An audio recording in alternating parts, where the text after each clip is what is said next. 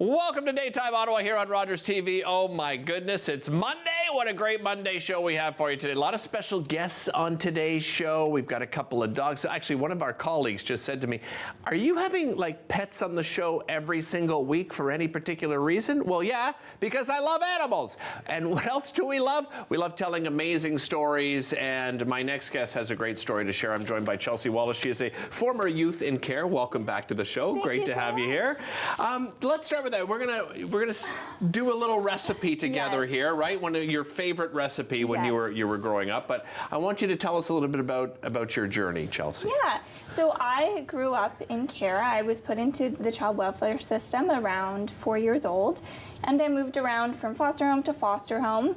And then at about the age of 6 or 7, I was adopted, and I'm now with my forever family, which is amazing. Nice. Yeah, so that's a little bit about my story. Yeah, and challenges along the way. Tell me about some of those challenges. Yeah, so I think when you're moving around so much, especially as a child, it's really hard to like attach to people and feel safe and feel comfortable and have that sense of continuity and of peace. And that's why we're doing food today, because food was something that was very continuous for me. I was blessed in that way, whereas other people I know have some like food insecurity, but I was very blessed to be in the welfare system and to have that food security.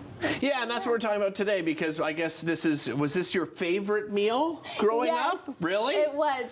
So I actually made this up. I was in one of my foster homes, one of the longest foster homes we were in, with my 3 siblings, and I was bored one day, I guess, and I found pizza sauce, I found chips, and I found cheese, and I made it.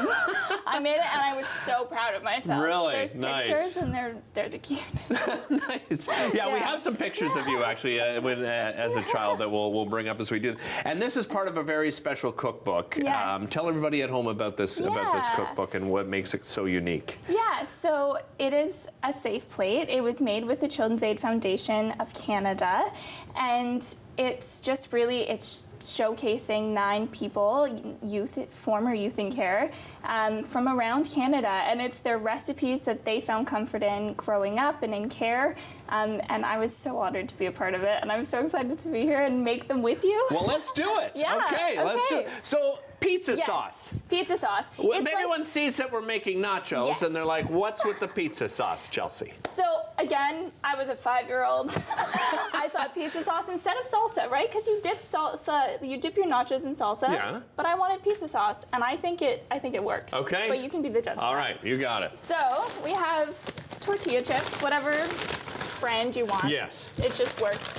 Listen, we're not. Chip is a good chip. We're not attached to this brand, but let me tell you, these are good chips. These are good chips. Yeah. These are my favorites. Are they really? Or the They're mine too. ones, you know? Oh yes. Those ones are good too. So you can put about, I don't know, as much as you would like. Exactly. Do you want to spread that out? Yeah, absolutely. Amazing. I like these because they're so big, too, right? Really and you can get exactly. each. It's a double biter for sure. Yeah. I mean, just keep that in mind. If you're putting one of these on your own in your mouth, listen, that's a little too much. Okay. Do it at home. That's right. Watching. We're not watching. Exactly. Okay. So for the pizza sauce, I just brought pre-made pizza sauce, but I like to make some oregano, some red pepper flakes, and some garlic powder just for a little extra. Yeah. You can put as much of this or as little of this as you would like. All right. It's a little stressful. Just a little kick. Yeah. Yes, just a little.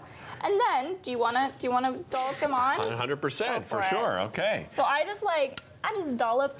Yeah, just a little. All across. There you go. Okay. Beautiful. Thank you. Listen, I'm your sous chef. You're the executive chef today. You were crushing it. Here we go. Lots. Have you tried any of the other recipes? Yes. So Okay. I was honored to be there while they were filming some of the other people that were participating in it. So I got to make some at home. The salmon, I believe it was, so good. Really? Oh my gosh, I love salmon, and it was. Me too. It was delicious. All right, I'm checking that one out. Right on. Next, we got some cheese. Okay. So we can just, are you okay with hands? Yeah, absolutely. Yes, of course. I can help. We can both do this. 100%. Amazing. Now, to this day, do you still enjoy preparing meals? I do. I love making food. I find it a sense of comfort, just like it was when I was a kid. Agreed. I love lots of cheese. Okay. Put it all on. Let's just forget about it. Let's just do it. Forget Who about cares? the pizza sauce. It's just cheese. And then, how do you feel about olives? I'm an olive guy. Okay, good. And I do understand some people out there. They're like, you know what? The olives is just too much. Sometimes they feel it takes over the flavor. Whatever you like. We're just giving you a base here. It's pizza nachos. You make your own pizza. You make your own pizza nachos. Exactly. You put on it what you like. And we're going to suggest, okay, you probably thought we're a little crazy with the pizza sauce. You gotta try it. However, give it a try first, right? And download the cookbook. That's important too. Yeah, and that's the really cool part, right? Because if you download the cookbook, $5 donation to CARE, right? To Children's Aid Foundation from CARE. From CARE, sorry. To the Children's Aid Foundation from CARE, the CARE Foundation. And it's great to see that they partnered with us. So we've got the olives. Got the olives. What's we got next? some red onion and cilantro. How do you feel about chopping? I'm good. I'm good. Okay, I'm good in the kitchen. Typically, I would cook it like this. Okay. And then I'd put the red onion and the cilantro and some. How do you feel about spice? I love the hot peppers. Okay, amazing. Yeah. So I would put the red peppers or the hot peppers on after as well. Oh, you do? So you don't cook it with the hot pepper? Do it either way. Okay. Whatever you like. Whatever goes. All right. It's nachos. So I understand today you were what, third year psychology student? Is that right? I am. Yeah. So I graduated from child and youth care, and I'm in my third year of psychology. Yeah. Why psychology? Tell me about that particular choice. Yeah. So I love understanding the way that the brain works, and my eventual career goal is to be a psychologist. Nice. And be able to really work with mental health and improve those outcomes specifically for kids in care. I might have to pick your brain. So we have your photo as a child up right now. My daughter's first year psychology. Oh, amazing. And for many of the reasons that you're stating, just wanting to help others was the reason she got into it. So I might pick your brain after the show, talk a little bit about it. Got lots of info. All right. So we can just spread these across however much you like. Again, kind of some freedom there. All right. Amazing. And are you still living with your forever family, or have you moved away for school? So I moved out a couple years ago and actually got married in May. Well, congratulations. Look at you. You're doing it all. I'm doing it all. Oh, I got married goodness. in May, working with the foundation as an ambassador and as a Young People's Advisory Council. Right. So I get to be a part of some really cool projects like the cookbook. No with kidding. them. Yeah. All right. So we got that. You got the hot peppers. So again, this comes out of the. This is the finished product, everybody. Pretend we just. Let's slide out of. Hold on. Oh my God, that's piping hot. Woo! Careful, you might need some oven know. So you suggested the onions and the hot pepper after, and then of course the cilantro as the finisher as well. Yes. Can I give this a taste test? Do. Okay. I might join you. All right. That. This is Try to get a piece. This is with the pizza piece. sauce. Oh, it's a good match. Right? It's a good match. It's so good. It's nostalgic for me. I love it. It brings me joy. No, I can't talk. cafdn.org/a safe plate. To download that, CARE will donate $5 to the Children's Aid Foundation. Chelsea, thank you so much for joining us. Thank you so much for having me. We'll be back with more right after this.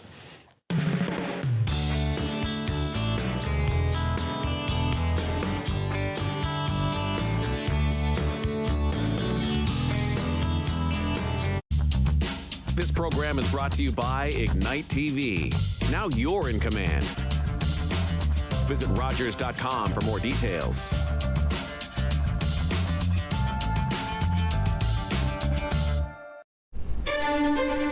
Learn all about the creation of the National Capital Region on The History of Ottawa, according to Phil Jenkins, on Rogers TV.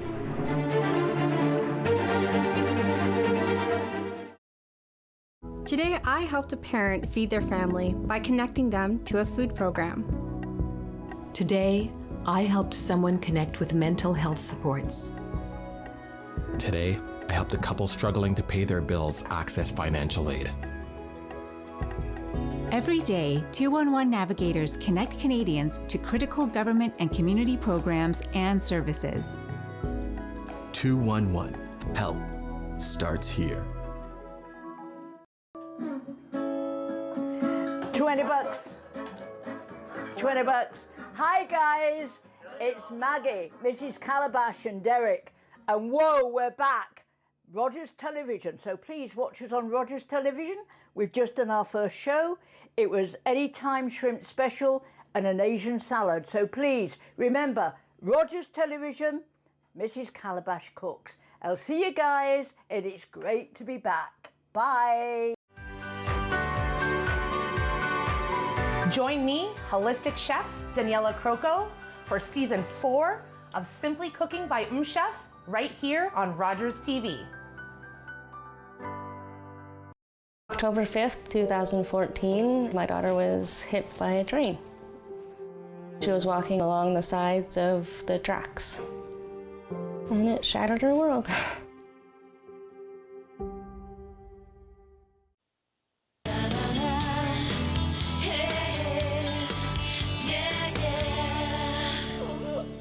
Oh my goodness, more special guests on today's show. This is Brooke, and you can see the river over there. And Benta Nielsen's also here, but I know when it comes to having pets on the show, the humans usually get ignored. Benta, welcome. Great to have you here. Thanks so much. We should mention River and Brooke are Ottawa's best pet social media personalities, and that's not just us titling them. These two have won many awards, right? They've won 3 Faces Awards. They've been Faces Awards are nominated by the people and then voted by the public as well, and they've won all three years. So what makes these two unique, do you think? I take them everywhere. Do you? Yes. So, and I push the limit too. So even if they're not dog friendly, well, you know what? Can we just get a photo? People in Ottawa are generally really kind, and so they've been to places like the Danish Embassy. Mayor Watson had them visit. Things like that. Right. These are both Jack Russells. As you know, I have a Jack Russell Dachshund mix, but for those that aren't familiar with the breed, tell us a little bit about the breed in general. They're originally bred for hunting, fox, raccoons, possums, squirrels. Yeah. And then now they're just family pets. So they have a little bit of energy. They've got a lot of energy. They're not a dog for everybody. If you're not prepared to get out and walk, so many times people have got these beautiful little dogs and come home and they think somebody has burglarized their homes, and the police come and they find out it's a dog because he's bored. Really, eh? Yeah. Not these two. These two are actually really good. No, so yeah, tell me about the training, because, I mean, that's what every single owner and trainer seems to say. You know, when you have a well-behaved dog, it's usually because you have a well-behaved owner who's put in the time, right? I put in a lot of time with my dogs. My whole world revolves around my dogs. If I can't go, if I want to go somewhere, it usually has to involve my dog. Nice. So they're out, and it's just like having kids. You have to have them well behaved. So they go to restaurants and, as I said, embassies and car dealerships. They get invited to hotels. But we're out and we walk a lot. So well-traveled, and that certainly means, you know, when we talk about being well-traveled, is that you bring them everywhere, right? And that's from the beginning. Yes. Right? If you were to give advice to people that you want to socialize your dog so that they can do all these experiences and adventures with you, I guess that's probably the biggest piece of advice, perhaps? Yeah, it is. So if you want them to get used to it, right from day one, take them. And they've become influencers. Tell me how that came to be, and they're also brand ambassadors. So let's talk a little bit about that. They're brand ambassadors for various companies. One of them is for Bosco and Roxy's cookies. So I brought some. This is an advent calendar. Nice. This is a little Bosco and Roxy's do-it-yourself kit where there's 24 cookies and you can make your own designs in there. And then cookies that you can purchase from the local stores in Ottawa, like look at these. Healthy Pets, Natural Pets, Masters of Dogs, Global Pets. Yeah. It's amazing. And I imagine around the holidays when things get exciting at home, these two get a little bit excited themselves. They do. Yeah. So more time outside, and that's why these Julia's Canine harnesses are really good, because they're well made, they're easy to put on, and you can have fun with them. Like you can get, sparkly labels with their names. I've got about 100 labels now with their names and various things, Nikon dog, because I'm a Nikon photographer, stuff like that. Oh, nice. Excellent. So, tell me about, there's also an opportunity for you and Brooke and River to go to go overseas next year, right? Yeah. Tell me a little bit about that. We were approached by an airline. I have a Danish background, and I wasn't traveled many years ago. Okay. And they said, well, you have a Danish background. We like to promote some Danish tourism. So I need to have 15,000 followers. We're only at 14 0.5 thousand followers right now, and then we get free airfare, or gifted airfare, I guess it's called. Yeah. And then we have to blog about what it takes to bring a dog into Denmark, because they have strict policies. Yes. Like rabies and everything. Right. They don't have it over there. So then we can, I've already made a list of all the places I want to go to, like Tivoli Gardens is open 1 day a year for dogs. Oh, really? Legoland, like how cool is that? Yes, right? that would be so much fun. Yeah. And how, I mean, have you traveled with them before? I have not traveled with these two before, but my other dog, I traveled a lot with him because we used to show him mostly in the States. Oh, I see. Yeah, he was a performance dog. If you're traveling with your pet, what sort of advice would you give to people? Oh, get them ready. They have to be in a crate. And they get them ready for the crate, because in a plane they have to be underneath the seat in front of you. Right. They have to be 20 pounds and under, and she's 9.8 and 11 pounds. Okay. And have a nice little chew for them to keep them busy throughout the trip. Make sure they're well walked. I think River wants to be busy right now. She's always busy, and she's always vocal. Is she really? She's a vocal. Oh, I have a Maltese and talks all the time. Yeah. So incredibly vocal. And they've also been, speaking of, Danish, they've been to the Danish embassy as well, right? Yeah.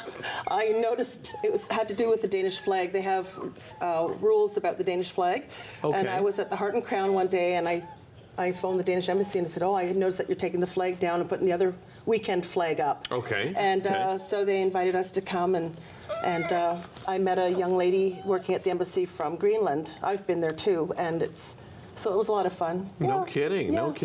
Nominations, do they not start today again for Faces? The Faces Awards, I'm not sure. They were supposed to start today, but it's not online yet. Not up. It wasn't up yet. The first thing this morning. So we hope you're nominated again. And a fourth win would be really nice. That's awful to say. No, Betta, that's okay to say. You're allowed to show a little bit of confidence, right? You put a lot of time and effort into it. So if people follow you on Instagram, which will bring up your Instagram online here, what would they see? Like what are you doing, and what sort of videos do you take and photos? Well, actually, this coming week I'm taking them to the racetrack. I'm a racetrack photographer at Rideau Carleton. Okay. So I've hired Santa, and he's going to get pictures with the horses and the carts and my dogs. Just things that we do in Ottawa, or even like this week was the smile cookie. Yeah. So I took a big bite, and I put her nose, so it looks like her nose is part of the cookie. It's kind of really? funny. Oh, yeah. nice. Yeah, and just our walks along the trails or dog-friendly places, because that's a big thing. People in Ottawa are, you hear so often it's not dog-friendly. That's not true. There's so many places you can go. Yeah, I agree. Or just ask. Because people will let you in, just ask. Exactly, yeah. Sometimes we just have assumptions and we don't put in the effort, and then you find out, unfortunately, later on after you've left, I could have brought the dogs to that. So I want to tell everybody at home, make sure that you follow these two beautiful dogs online so we can get them on that trip. We'll be back with more Daytime right after this.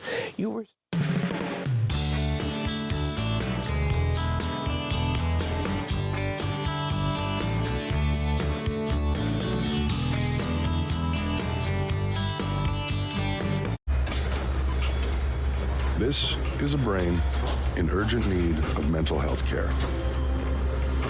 But because 3 out of every 4 Indigenous people experience racism in healthcare, she may not get the help she needs.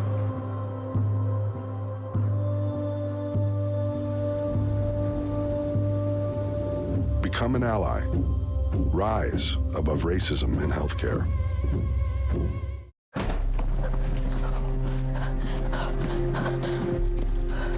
Johnny wanted to go back home. It was 1,000 kilometers away. They forced him to go to the Indian residential school. More than 150,000 of us children had to go. They wanted to change us. Our Father in heaven, hallowed be your name. Hallowed be your name. Thy kingdom come. Thy kingdom come. Thy will be done. Thy will be done. Kill the Indian and the child. It's been called cultural genocide. I survived residential school. My brother Johnny did not. Chani Wenjack was one of thousands of children who died due to Canada's residential school system. More than 80,000 survivors and their families still live with its legacy today. Little brown girl, Hey, I'm Picasso Win Von Teef. I'm so happy to be involved with Encore Ottawa Season 3. I can't wait for you guys to see what I have in store for you.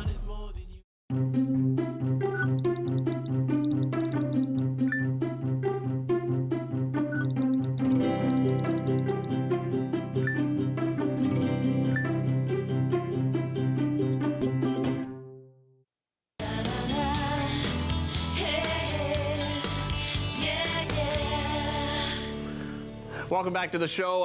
What a great start to the show. I got some nachos with Chelsea. I got to talk about pets with Benta. And now one of my other favorite things, it's on the list each and every year to have him back on the show. And I'm talking beer. Andy Nita from Nita Brewing Company joins me here on the show. Welcome back. It's great to have you here. Thanks for having me, Derek. I should say Nita Beer Company. My apologies. Yeah. You guys have just done tremendous job, and leading up to the holidays, we're going to talk about again your Advent calendar. But for those that haven't met you before, they haven't tried the beer before, tell us a little bit about your background, Andy, and the story behind it. Well, I used to be an industrial electrician, and then I became a construction electrician. Then I started teaching at Algonquin College in the trades program, and how I got into brewing was trying to convince students to learn curriculum that they weren't exactly interested in. So I built in, how to make beer within the curriculum. So I love that idea. Now, and had you been making beer at home at that time? As I was trying to figure out sort of how to introduce that into the students' curriculum, I started to actually home brew myself. And so I wanted to be able to say that, I can brew, so I can teach you how to brew, so that I was authentic. And in doing so, I ended up making fairly decent beer, I think. I think you make some fantastic beer, my friend. And a lot of the people that I worked with on job sites while I was still in construction, I would share the beer with them, and they are some of my investors right now. So really? I did something okay. That's amazing. Yeah. So where are you now? You started with, probably one or two, and where are you now? Tell me, how far you've grown over the years. I think at any one time now, we usually have between like 10 or 12 beers available. Some of them are sort of like house brands, and then other ones seasonals. And what's kind of fun is, like, for us with the calendar, what we try and do is invite other breweries to give us offerings that are not available in broader distribution. Right. And so what I generally like try to do in our calendar beer submissions, the two that we do, is to always introduce some new pilots or fun things that we're playing around with. So they're always very new and unique, and you won't find them anywhere else. Yeah, you're not going to get them at the beer store. You're not going to get them at the LCBO. You're not going to even grocery store as well, because now that's expanded. So let's talk about this. This is the Advent calendar for adults and beer lovers. Tell me a little bit about it. Well, so this year we've got 21 breweries, 24 beers. And I always encourage people, because this beer has been crafted with love, from all the brewers that are participating, is to try and find ways to keep it cool. And so rather than, opening a box and having like their standard labels, on here, so that you'd be like, oh, now I know what it is. Right. We've gone and done custom labels, so you can't tell what this beer is. So you know what date you're supposed to drink it. Okay. There's some other things that we have to put on there, like volume and alcohol, but beyond that, we won't tell you what the style of the beer is or what the name of the beer is. Or the brewery. So even well, you know what the brewery is, because you've got Grain and Grit on here. Oh, I gotcha. Okay, not the name of the beer then. But I think the big reveal is, what is it that I'm drinking today? Is it an alt beer? Is it, a Kolsch beer? Is it an IPA? What is it? Right. You don't know until we tell you. Okay. And so what you'd have to do is scan the QR code or visit our webpage, and then we'll reveal the information on that day only. Oh, that is such a great idea. And packaging, is there different types of packaging that you use, or? So what we ask everybody to do is, tell us what your beer information is. We go out and get the custom labels done, and then they'll package their beer on site using our label. I see. So that we can keep that top secret until the day that they get to drink the beer. Been incredibly successful too. Tell me about the success of this Advent calendar. It's fun, and I will tell you, it's every year it's fun to assemble. The sales are always really great. I think it helps us in the industry to build craft beer community in the adventures that we get into. And I think this year was kind of unique is we're playing off of what we did last year, where we'll do a video to reveal the beers every year. So last year it was me and a buddy Dave. Yeah. This year what we've done is we've gone out in the road, and we've gone to almost all of the breweries to hang out with the brewery owners or the brewers, and they help us do the beer reveal videos. So we get like a little bit of insight into, you know, what their ethos is and what they're all about, their culture, and talking about beer. But we also ask them at least one question that's not beer related. Okay. So you can get a little bit more insight into the persona of the breweries or the people that craft this great beer. Something new this year, and we're looking at it right now, is you have a scorecard now. Tell me about that idea. So we're setting up a little bit of a contest. So we're going to give the brewery that's ranked the highest the Slushy Award, and Slushy is like our mascot now for the calendar. Okay. And so we wanted people to sort of follow along, rate the beers, take some notes for themselves, and sort of determine, you know, what was your favorite beer of the calendar? Okay. So likely not going to be mine. You know what I mean? I would tell you, I'm not going to win the Slushy Award because that would just seem too obvious. Right. You know what I mean? So Okay. we're encouraging people to rate the beers outside of ours because we want to know which beers beside ours they enjoyed the most. Nice. And then we can award, you know, a beer to that brewery. And I think that's significant. When you get the People's Choice Award, that's more significant than I think than an award amongst your peers. Yeah, that is big. Right? You mentioned you do seasonal. So what have you done seasonal, you know, sort of leading up to the holidays right now? Without talking about what's in the calendar, because so actually, what's kind of fun is we have a new IPA that we've brought back called Majestical. Okay. That's we don't normally do big hazy, you know, high alcohol IPAs, but that's one that we've done that's not in the calendar. Okay. So there's no giveaway Good. there. That we were asked to sort of bring on board because the staff at Lieutenant's Pumps loved it when we did it a few years back, and we brought it back for them, and it's on tap there, and it's big and it's juicy and it's look out. So they can order online, right? There is delivery options available too? Absolutely. So you can order online, and I think one of the interesting things that we've done this year that we've never done before is you can do pickup locations at other breweries. Okay. So if you're in the GTA, there's no pickup spot for you because I don't like delivering in Toronto. Okay. But unless you're doing direct delivery. But what we've created is 2 pickup points, one in Hamilton and one in Scarborough at Common Good and Grain and Grit. So if you live in Hamilton, you can go to Grain and Grit and you can order for pickup, so you can dodge the shipping cost. Nice. And then if you're in and around the Scarborough area, or you know, a distance away that you feel comfortable driving, you can dodge the shipping cost. Fantastic. Or you can, if you're here in the Ottawa region, go and visit Andy. He would love to meet you. So check it out online, and of course you can go visit, as I said, Andy. We'll be back with more. Brendan McKeegan, comedian, joining us right after the break. Don't go anywhere.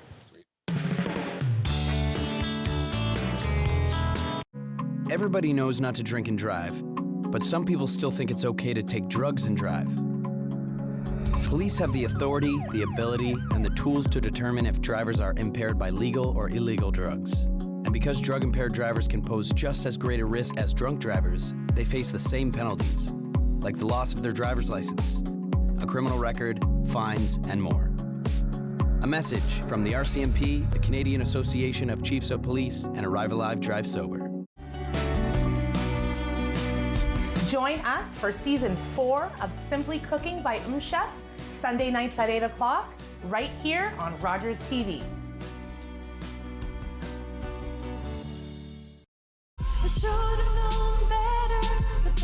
Hi, my name is Arkantel and I'm part of Encore Ottawa. My set will be coming out this week, so I hope you can watch it and enjoy it. Thank you.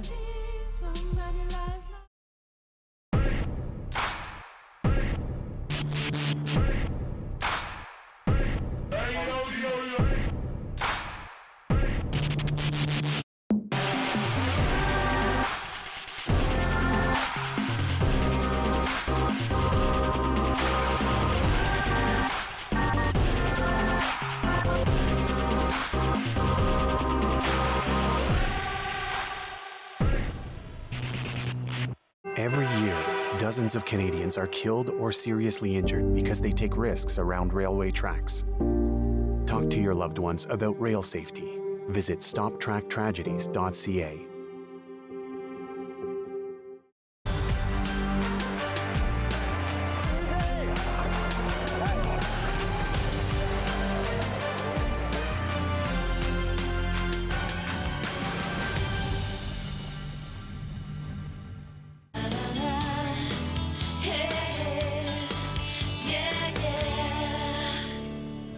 Welcome back to the show. My favorite things continue with nachos and beer and pets. Comedy, another one of my favorite things, and I have so much respect for stand-up comedians. I tried it many, many years ago. I won't say it was a complete disaster, but there's a reason why I'm sitting here, and my next guest is doing stand-up comedy. I'm joined by Brendan McKeegan, comedian. Welcome. Great to have you here, Brendan. Yeah, good to be here in the studio, the new one. I haven't been here in a while. Yeah, do you know the last time you were here in studio? Pre-COVID, let's say. Pre-COVID, so probably with Dylan. Hosting the show, maybe? Or was it me? No, it was you. Oh, yeah, wow. Yeah. So we're looking at 2014, 2015? Yeah, now we're in the studio with 500 people you get in here every day. I know. And they're so polite because they stay quiet. There's no applause sign. That's not in the budget, so we're all just going to sit nicely. Yeah, exactly. Especially you guys up there. You're doing great. Great work up top. Hey, guys, give us a wave. Great work. There they are. There they are. Beautiful people. Beautiful. Let's talk about your journey in comedy. Like, how did you get started in comedy? Oh, man. I started improv in high school, which was the 90s, and way back Listen, in the 90s. I did improv in the 80s, so listen, don't worry about the 90s. Yeah, I started with that, and then I moved on to stand-up about 20 years ago now. Really? Yeah, so since then I've just been kind of touring the road, touring the world, doing concerts and events all over, some military tours, a lot of really cool stuff. Filmed one comedy special already, and now it's time for the second one. Yeah, so you filmed that back in 2013. You're doing a live taping at Overflow on December 2nd. Does that change anything for you at all when you're doing a taping, or are you just doing your show and just happens to be a camera there? Yeah, I think it's more the second one now because I feel a lot more comfortable with that kind of stuff. Okay. Every show's a snowflake. You never know, because the background with improv, I mean, sometimes I'm just making stuff up as I go. Right. Obviously, like I've got some jokes that I've written, but I mean, I write jokes in point form. So however I tell them that night. Maybe I say some different things. Maybe something happens in the room.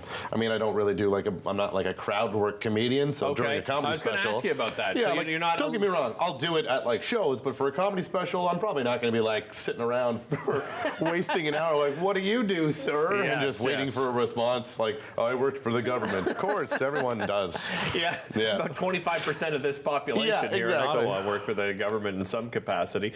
But you've had a lot of changes in life since you began comedy. You're married. You've got two girls. Tell me about those changes. And do you implement that into your stand-up? Yeah, that's a huge part of it. I mean, the first comedy special was all about being a single guy and what things are like and being at the bars. And now I'm like, I want to take a nap. I've got 2 kids. I just want to sleep. Everything has changed. My now wife and I had just started dating when I recorded the first comedy special. Oh, really? Yeah. Okay. Yeah. So I mean, all of the changes have happened, and a big chunk of it is what my family's like and what it's like dealing with that kind of stuff, and everything, man. Like I had this thought today where I was just I was thinking about our wedding. We got married in Mexico. Okay. And they always have like the photographers on site, and anytime you get like resort photographers, I just find they always want to do this one shot where your wedding party is pulling you away from the person you married. Like you've made some horrible mistake. Like every time, like, no, this is okay. So pretend everything is bad, and then you're trying to hold on, and then your bridal party's like, no. I know the exact shot you're describing. Exactly. Every single person, and then you can't have them, or both of them. Like, this is an awful mistake. We told you from day one. So, everything about it has just been kind of a whirlwind. And then since COVID, I actually had this planned pre-COVID, this comedy special planned, and then COVID happened. Kind of a blessing in disguise because a lot more stuff has happened since then, and now I'm able to talk about it, and I feel like it's given a little bit more life to the show. Right. Yeah. Right. How would you describe your style of comedy, your brand of comedy? I'm pretty easygoing. I think I'm a lot like I am right now. Right. Usually just one guy and standing. That's a big part of it. Yeah. But otherwise, I mean, I tell a lot of stories. It's mainly about my own life and how sometimes I'm just an idiot and like any other guy my age. Or any other guy. So a lot of it just stems from that, and I like to just make sure people are having a good time. I'm not one of those people who think they're edgy or racy or anything like that. I'm like, you know what? Let's just go have a good time and drink some beer. Good man. Yeah. I like it. Yeah. I like it. How old are your little girls? They're 4 and 2. 4 and 2. So what's parenting life been like for you? Because you're on the road a lot, right? Yeah. Are you away from home quite a bit? Yeah, not as much anymore because I do want to be there for the girls. That's more important to me than being on stage. My youngest, about 6 months ago, reached into her diaper and pulled out from the back a little present gift for Dad. Yeah, as I was cooking, and then just slapped it up on the counter for me. So that was nice. I think that was her first time to go tell me to eat, and so that's.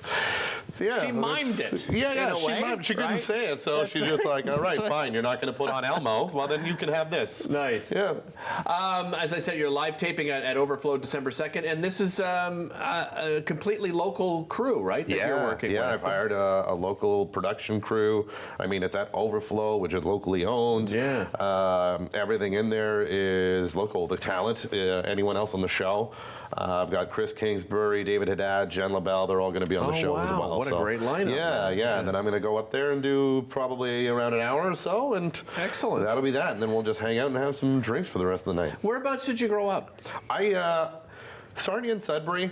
And then I lived in Toronto for about 10 years, and I've been here since about 2013, into there. What brought you here?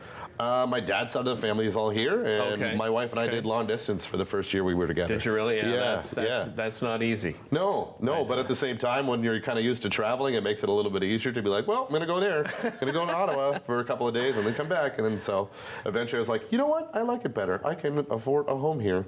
Nice. Not anymore. Not anymore, but you got in at the same time. soon enough. Yeah, as opposed to a bachelor apartment with a bar fridge in Toronto. So. Yeah, no kidding. Yeah, it's great. Limited tickets. How do people get tickets to the show? You can go online. Links on the screen, or will be in a few moments later on.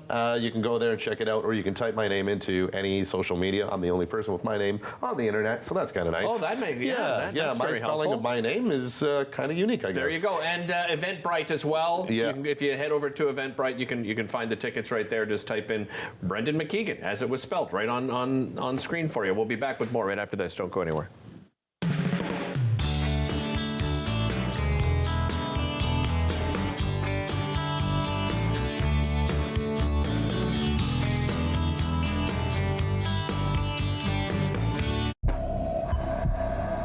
This is a man's heart, a heart in desperate need of medical attention.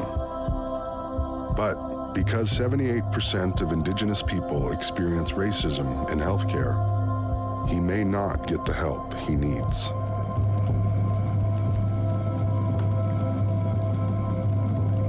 Become an ally. Rise above racism in healthcare.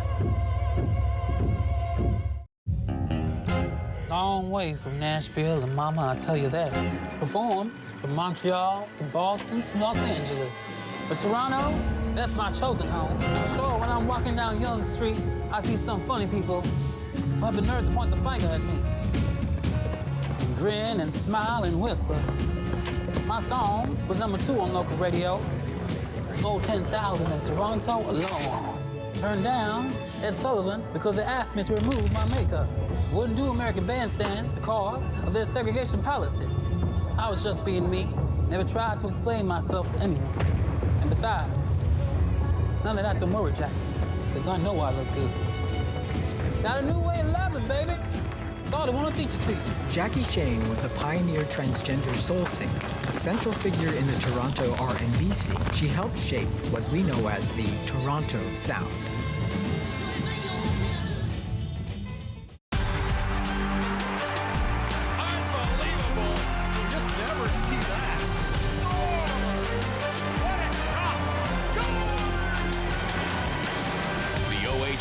On Rogers TV. Play 4 games of bingo from the comfort of your own home each Monday at 7 p.m. for your chance to win money from our $2,000 regular bingo or $5,000 super bingo night. Kiwanis TV Bingo Mondays at 7 p.m. on Rogers TV.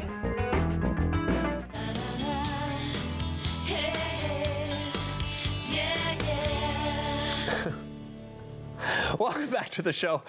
From one comedian to another. And, you know, the reason we're doing these segments is because we needed to get Jen Hayward out of the house. And by we, I don't mean me, of course. I mean her good friend, Sarah Jean, has said over the years, Jen, get out of the house. You got to do something. Jen Hayward, comedian, and Sarah Jean Stewart, adventurer at Polykindred Market, the two of you. Welcome. Great to have you back. Great to see that you're feeling better. Yes, thank you. Not that Sarah did not fill in perfectly while you were gone, but, you know, we also missed you. So, Jen, tell everybody, you know, you reached out to me quite a while back and you said, you know what, I want to try something with you. I'd like to do this sort of monthly thing. Tell everybody at home what the idea was. Well, I want to try new things and I want to make jokes and do funny things, but I don't like to go out past 6 o'clock at night. So I thought, hey, coming on daytime TV is better than going to nightclubs. And so Sarah likes to curate things for me and outside of my comfort zone, but not too far. Things that she thinks I'll enjoy. And this is a fun take and it helps us advertise local businesses and have fun while we're doing it. Right. Yeah. And Sarah, you're a bit of an adventurer, right? Yes, this has always been a part of, I guess, just something that you grew up with? I think my motto is actually do all the things. I think I can find fun and adventure pretty much anywhere I go. Okay. But there are lots of things that Jen hadn't tried yet, so we wanted to make sure to remedy that. Okay, so this time around, this was a last-minute thing that you decided to do with Jen. First of all, why last minute, and what was the decision? Well, Jen's been doing a lot of traveling for work lately, so fitting in adventures is a bit of a challenge, and she had her tooth that was still bothering her for a while. So I thought, what can we do that's fast and fun? And I thought about something that my daughter and I had done while travel writing one time. We went to a free roam VR session. Okay. So it's virtual reality, sort of, you know, like a lot of us have like the Oculus at home. Yeah. But instead of just being more or less in one spot, you're roaming through an arena. Really? So it's very, So very it's not cool. a video game then? Well, it is. It is, okay. But it's much more interactive than you might expect. Now, Jen's not a gamer in terms of video look games. at Jen's like, no, not. We're seeing some photos here. So where did you go? We went to VR Adventures Zone. Okay. Yeah, so that's, it's right here in Ottawa, and they have everything there. It's huge. They said it was the size of 3 basketball courts, the whole place. It's amazing. So they have a lot of the small stations too, so you can try hundreds of different games with a setup that's similar to like your Oculus that you could have at home, but then they also have a couple of free roam arenas. And a variety of games that you can choose from. The first time I went to something like this, I did a zombie game. I thought maybe that wouldn't be the best option for Jen, but then I realized she's a bit of a chicken. She is. I mean, last time you were on, we were talking about the haunted, right? The haunt that you like went on. zombies. They could eat my brains. It's gross. Yeah, it's not nice. No one wants to be eaten by zombies. But she made it out without crying, so we figured she could get through 15 minutes of zombies, and they're cartoon zombies. I see. But we started easy. You liked that one the best, though, right? The first one? Yeah, well, and that was what was weird. So we had, like, first they put you on the thing, and I thought it was like a video game, like, oh, Lordy, here we go. Right. But you put the thing on, and then you're not where you are. You are literally in another world. And I was like, look at, they give you things to practice, so I'm eating pizza. And Josh was like, you know, you do that at home. I said, but it's fun here. And then they said, okay, so they gave us, and we were fighting goblins and arrows. And so there were some pictures of us, like, looking, and it's so weird, because I'm literally in the same place as them. We're killing the goblins, and then you see pictures of us and just 4 lame people going like this. I'm telling you, we look like when you're in it, you're in it. So then we said, let's do the zombie one. And at one point, I picked up a hammer, and Sarah said, "There's a zombie on me. Someone get it off." And I'm like, "I'm on it. Down, zombie, down!" And I just I killed it, and it felt great. And it felt good. It felt good. It's a nice release. Yeah, and then we played a shooting game, so it was called Shoot Josh and Jen, because they're really good at video games. And I was just like, and the guy's like, "You're not pressing the trigger right." And I'm like, "I know, Josh too. We're not good at this." And but we had so much fun. Like we lost. Like they killed us totally. Right. And then there's a cooking one, and we started cooking, and then Why are you? Hold on, I gotta go to Sarah here. Why are you shaking your head? What could go wrong with cooking? We were just so bad at it. Like we dropped it on the floor so bad at it.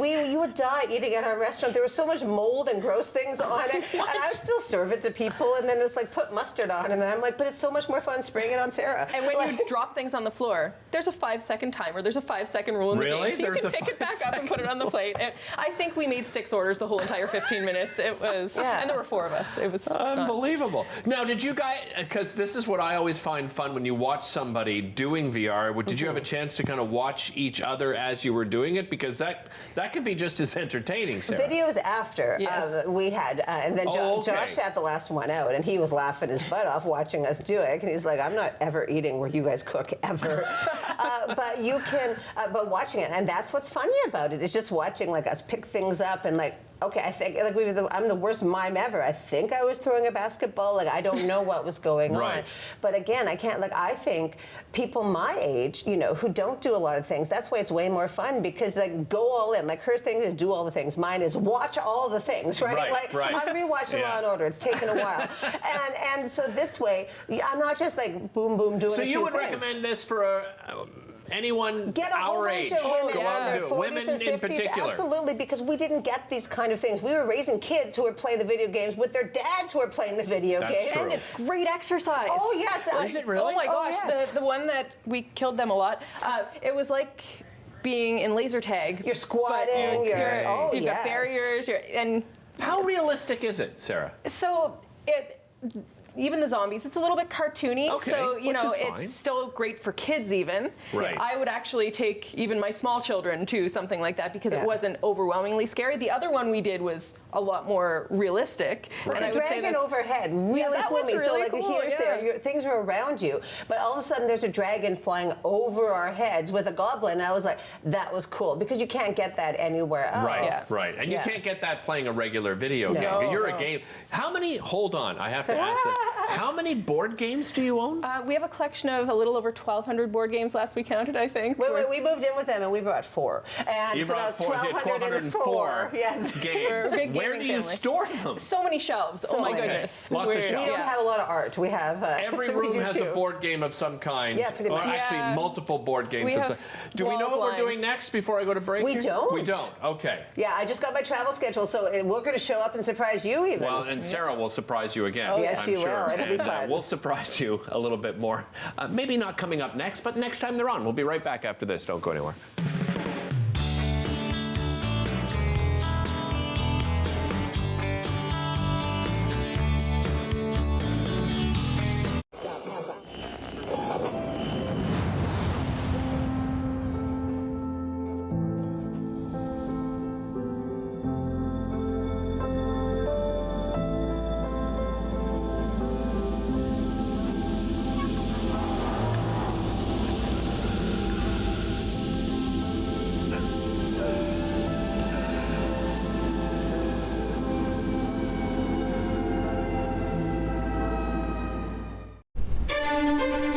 Learn all about the creation of the National Capital Region on The History of Ottawa, according to Phil Jenkins, on Rogers TV.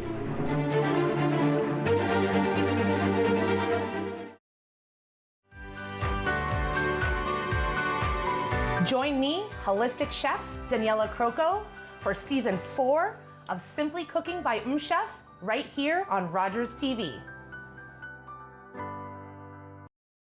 These days at your local Legion, we're marching to the beat of a different drum. On a mission to support veterans, to have fun, and to welcome everyone to our ranks. You don't have to be a veteran to join the Legion. And as a member, you'll join thousands of others serving our veterans, our communities, and our country. Oh yeah, and our Member Perks program will save you thousands on shopping, dining, products, and services across the country. Join us at legion.ca. October 5th, 2014, my daughter was hit by a train. She was walking along the sides of the tracks, and it shattered her world.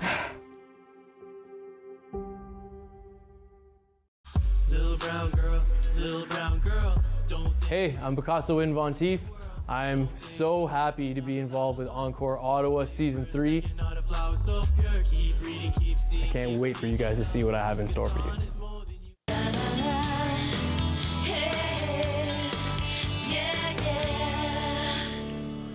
Welcome back to the show. They call him Mr. Christmas, and that is for very good reason. Not only because he gives back to the community, just like Santa Claus himself does, but because he has probably one of the most incredible displays here in the Ottawa region. I'm joined by Sean Turcotte, who is Mr. Christmas himself. Welcome, Sean. Great to have you here. Thank you very much, Derek. Thank you. First of all, when I think of Mr. Christmas, it obviously the first thing that comes to mind is you must just have an incredible passion, Sean, for Christmas. Where did that passion come from? I think it's always been there, but more when my wife and I met. We were high school sweethearts. We met when we were very young, and her and I have a real affinity for Christmas. And as we grew up and we got married, our Christmas passion continued to grow.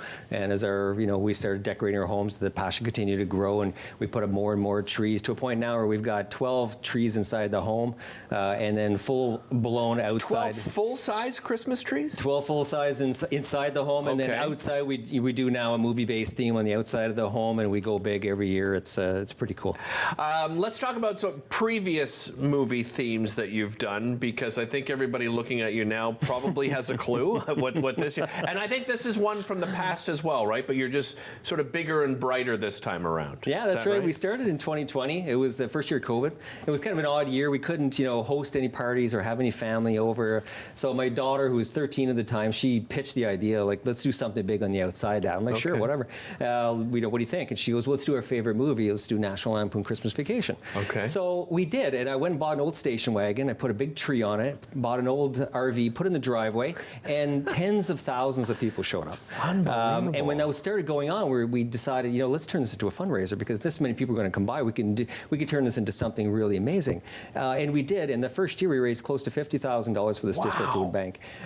So because of all that, then we decided to go bigger. We chose a new movie. The next year, we did Home Alone. Okay. Again, it was an incredible turnout. And again, we go bigger, more lights in the house. We raised close to $67,000 for CHEO that year for youth mental health services. Wow. Last year, we changed theme again. We went to ELF, and again, put more lights on the house. And again, we took over the neighbor's yard last year, which was cool. Raised a lot more money for CHEO. But we always wanted to redo Christmas Vacation, because the first year we kind of just threw it together. Okay. We didn't put the same effort into it as we always do in the last couple of years. So we're redoing it again, but bigger, better, and brighter. And you use the old style Christmas lights, right? I mean, you guys are going authentic, all out here when it comes to. How many lights do you have on the house this year? So I'm pretty happy this year. I'm pretty proud of the fact that we managed to get 5,000 of these things on our house. Wow. But it's a lot of lights, and it takes a lot of power consumption, so much so that we actually had to upgrade and modify the service in our house to accommodate all the lights, because you can only put so many lights in a certain amount of circuits and whatnot. I'm in construction, so I know a little bit about the electrical systems in our home. So we upgraded our panel. We put a dedicated panel in the garage just for the lights, so we could service the 5,000 lights that we now have outside the home. That is some dedication, Sean. That is some serious. Now, how long does it take you to install? Like, I just had our friend Ryan Branton on the show last week. He's a contractor, and we were talking safety. I mean, to get 5,000 lights up. How long does that take you to do? It takes a long time. Yeah. The lights probably take the most amount of time. So I've been at it for about 6 weeks. 6 weeks so far? Yeah, okay. on the weekends and whatnot, and evenings, getting the lights just right. And every time we think we were there, then we'd be walking the dogs, and then we'd take a look at the house and be like, there's a space there. So go buy some more Canadian Tire and put more on the home and get the lights. But the lights are, they're the key feature, and you have to get it done before the weather really turns. Yeah. So, great point. It's well lit now, and we're ready to go. You're raising funds for what cause this year? We're going back to the Stittsville Food Bank again this year. Really challenging time, as everybody knows, with regards to the market and the economy. A lot of people are really having a difficult time. So we, with the Stittsville Food Bank and I, connected again this year, and we decided we're going to focus all of our attention back to the Stittsville Food Bank, try and raise as much money in food as we can for our local community. Yeah, and different ways to donate as well, right? On site when people go, how can they donate, Sean? Yeah, multiple ways. We got a cash box set up, so if you just want to drop money in a cash box. We also have QR codes set up that links you to our webpage that you can donate directly online, that goes directly to the food bank. And we'll have bins set up as well inside our large, massive Santa sleigh, where you can donate food, and then every single week all that food will go to the Stittsville Food Bank. Just amazing. How involved are you sort of on as people start coming? So you begin December 1st, right? Run until January 1st. How That's right. involved are you? Are you out there often and greeting people? I'm out every night. Are you I really? really, truly enjoy Wow. it. So I spend every night from December the 1st, typically till Christmas Eve, outside on the yard from about 5 o'clock till about 10 o'clock.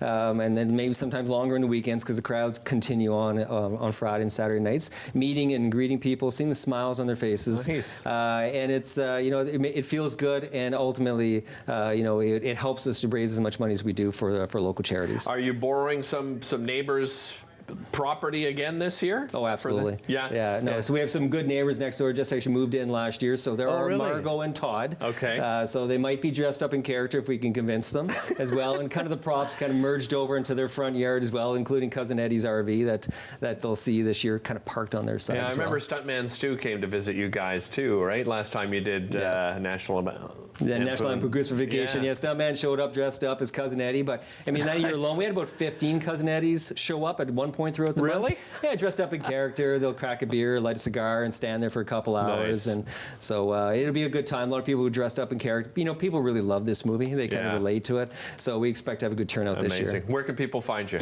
We're at 18 Cypress Gardens in Stittsville, Ontario. Awesome. Really appreciate you joining me, Sean, and thanks for all you've done in the community. I mean, just what a great success story. Thank you and for your having family us. been a real pleasure. Don't go anywhere. I'll be back to wrap things up right after this, and it's going to take him a while to probably untangle this, so I'll let Sean go. Don't go anywhere.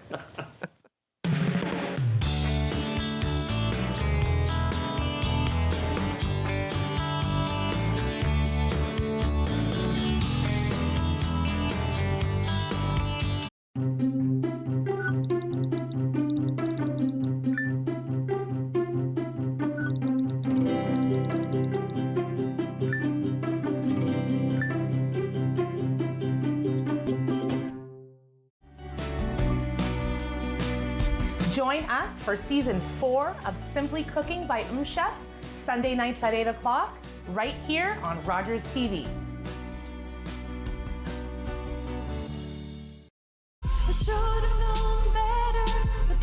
Hi, my name is Arkantel and I'm part of Encore Ottawa. My set will be coming out this week, so I hope you can watch it and enjoy it. Thank you. Every year, dozens of Canadians are killed or seriously injured because they take risks around railway tracks. Talk to your loved ones about rail safety. Visit stoptracktragedies.ca.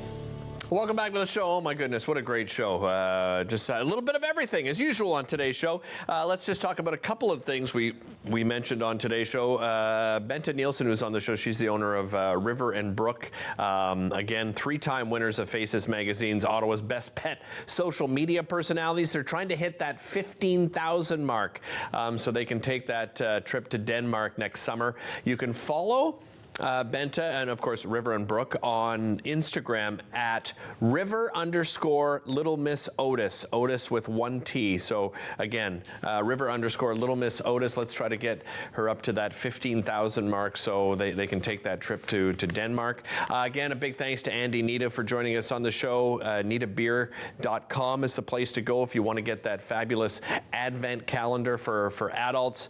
You can pick it up there. There's also delivery options available. And Brendan McKeegan, his Happy Hour show happening at Overflow Brewing Company. That's coming up Saturday, December the 2nd. It's a live taping. Limited tickets for that one. So again, you can go to eventbrite.ca, and if you just look up Brendan McKeegan Happy Hour, you can find tickets for that. And if you have a show idea, visit RogersTV.com. We'd love to hear from you, and we'll see you next time here on Daytime. Call the Rogers TV viewer response line.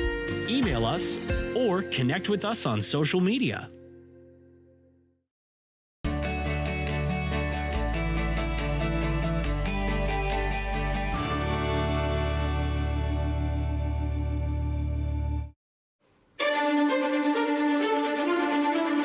Ottawa, it's the national capital of Canada. But how much do you know about the city's history?